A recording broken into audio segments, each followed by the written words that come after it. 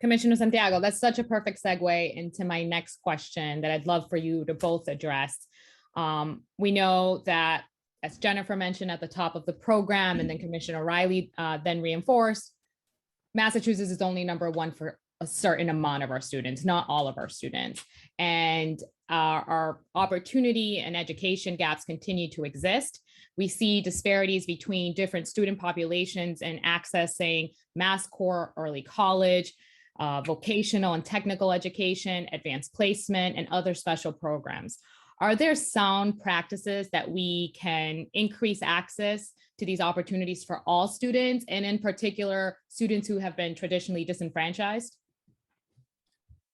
You know, I think in K to 12, we're really using an equity lens to look at many of these programs you're talking about. Early college, we certainly have a focus on, you know, I would say not just newcomers to the state and the country, but also kids living in urban areas who historically have not had the same access that other students have had, students with privilege. So that's certainly something that's happening. I think, you know, you look at what the board has done in K to 12 on vocational admissions. We're really interested in making sure that all kids have access to vocational programming. We know the demand is high, but we want to make sure that it's being done in a more fair way. And so we took that up when I first came in, and we were pleased to get a vote recently, and now that work is in progress. And then, you know, the AP pipeline is something also that kids having access to high level courses is not kind of the rule of the day in Massachusetts right now. And we need to change that, right? And so kids, there's nothing wrong with the kids. We just need to build the right infrastructure so they can get what they need. The good news is that there are a lot of federal dollars coming in that will allow us to think differently and to put more resources in this area. And it's not bad news yet, but the most important part of this is, can we execute on it?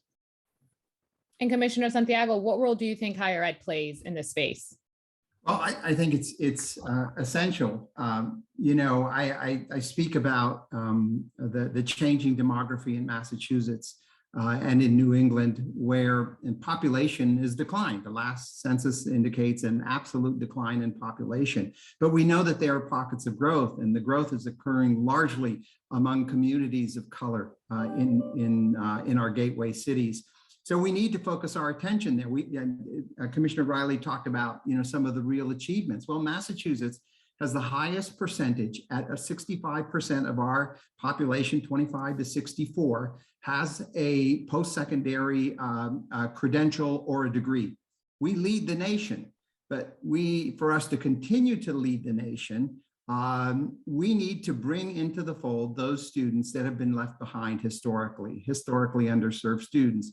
And we know where those pockets need to be addressed directly. So we need to focus on, for example, remediation. You know, when I came to Massachusetts in 2013, I looked at the number of students that were remediating in our 15 public community colleges, and there were 12,000. And then I found that they had to take a test. It was called AccuPlacer. And if they failed the test, they were put into a remedial class. That meant that it didn't count for credit, but you had to pay for it. And by the way, you used your financial aid. And we looked 2 years later, and we found that of those 12,000 students, 9,000 disappeared. They were off the grid, never came back to higher education. And I said, that is a loss that we cannot have. We cannot have if we intend to continue to be the education state at all levels. So we've revamped remediation, all of our institutions, public institutions, and we now look at that metric of, after that first year, what percentage of students that have taken a first year gateway college course in mathematics or in English language have succeeded.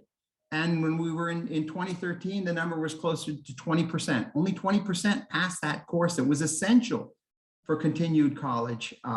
So we made some significant reforms. Our institutions did the heavy lifting. In Worcester, we have some wonderful institutions, Quinsigamond and Worcester State, who really did some major changes. And in fact, that number now is at 40%, just after a few years of change. So those are the types of things that we need to do. And one of the things that I'm really proud of the partnership with K through 12 and Commissioner Riley is both of us focus on empirically based solutions. Don't tell us what you think is going to work. Show us that it works.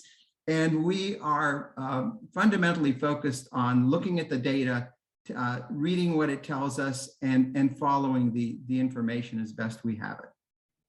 Can I follow up with one thing on that? And I think Please, Commissioner, Commissioner. he's dead on this. Mhm. But in K-12, we've kind of done a disservice to some of our kids because we've established a cut score to graduate from high school, which we're telling people at the time means you're ready to go off to college. And that's not always the case. And we're in the process of revamping what it takes to be a graduate from high school. And we need to be more honest with our families. As Commissioner Santiago said, we would often graduate kids from high school. They would go to community college, but actually not qualify to take community college classes. They'd have to take the remedial classes, which was a punishment in itself. And then they'd have to use up their financial aid. And we've got to be more transparent with families about where kids are performing.